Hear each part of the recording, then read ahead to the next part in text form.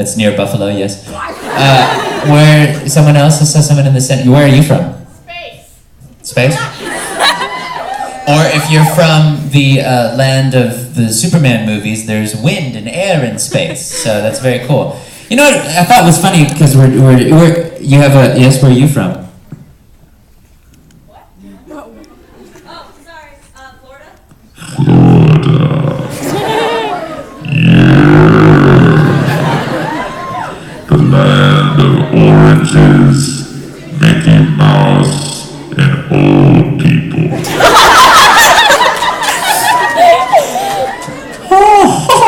Hi everybody! Yeah, Florida! Everybody wants to come to Florida! Wow! I've been there for 100 years! Minnie Mouse and I are separated, but we just stay together for the public image. So, you know what's cool about this? This is very cyclical, I feel like, because we're at a college. How many people are currently going to school here? How many people are about to graduate this year? How many people are supposed to graduate this year, but you're not? Okay. You know what I learned is, like, a lot of times when you go to colleges, people are like, I'm on the fence. I don't know if I'm gonna continue my schooling and continue my education. I don't know if I'm gonna do that. And let me tell you something. You better continue your education. You better keep learning. Because if you notice, if you look at superhero movies, what do they do for the first half of the movie? They learn. Spider-Man learned how to use his webbing. He learned that he could climb up walls. Batman took off for 7 years to learn how to fight, to learn about the criminal mind. Superman had to go to the Fortress of Solitude to learn who he was. So as you can see, Luke goes to Dagobah to learn. I don't know if I want to do education. I don't know if I want to learn. Being smart is for dummies. Contradiction. It's not. Being smart is cool. Because if you don't take time to learn and be smart, you wind up having viewing parties in the basement. And you don't want to do that, because then you get a reputation. No, but it's cool. All the staffers here are so smart. I was talking about when I went to college, I was like, man, I did 18 semester hours. I was like, oh, I was so excited. And they're like, we do 20. What's your problem? But no, it's very cool to come back to the collegiate setting. I want to have one of these consoles that travels with me everywhere. I can, like, touch things and they happen. Like blank image. Like, you know, I think I know what that does, but does that make you all blank? Does it blank my image, like, in my head? I'm like, oh my God, I can't see! I don't know. Doc Cam 2? There's a doctor, his name is Cam 2, and he pops out. This is so... VCR! I won't touch that button. But it's cool to see everybody. I'm glad we're here. This is awesome. It's good to be back. It's been like 4 years since I've been here. So everybody's grown up a little bit. Everybody's matured. And, you know, what's happened is I was a hop skipping away from this convention because I go to the Xavier School for the Gifted. And it's right in Rochester, so that's really cool. But I was glad I was to make it over here. And I don't think last time I was prepared for it wasn't snowing last time I was here. It wasn't at all. And so it was raining. It was Blade Runner up in here.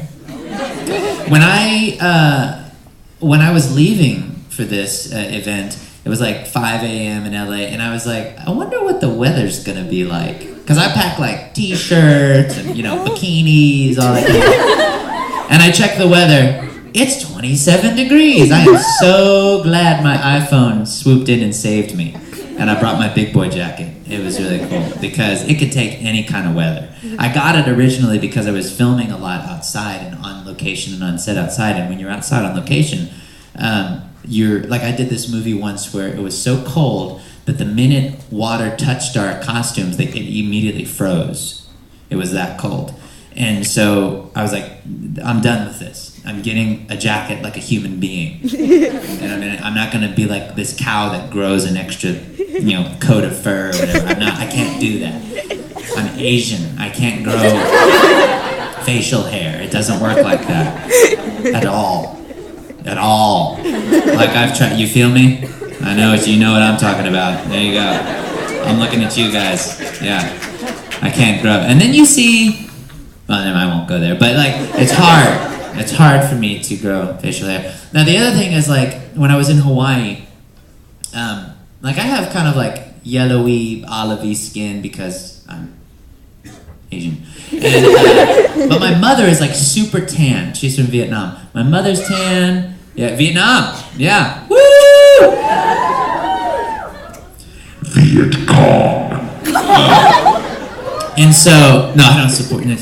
No, we're not. No Viet Cong out there. I saw someone pulling out their AK. Whoa, whoa. But they're tan, and my Uncle Dot, he's very tan. My Aunt Lacan, very, very tan. And then like the German side of me is like, no, you're gonna be white, really white. And so it always gets awkward because people are like, you should get a tan, ha ha. And I'm like, I tried that and I got skin cancer. And I just stare at them and then they cry. But anyway, enough about cancer. I'm gonna show you guys some stuff about what I've been up to lately. For those of you that there may be some people in here that are like, this is the weirdest class I've ever taken. What is going? What does he teach? Botany? What's going on? I've been in shows. I'm Death the Kid and Soul Eater. Carol, Sergeant Frog, Pikachu from Oron. Italy and Italia is Ling from Full Metal Alchemist.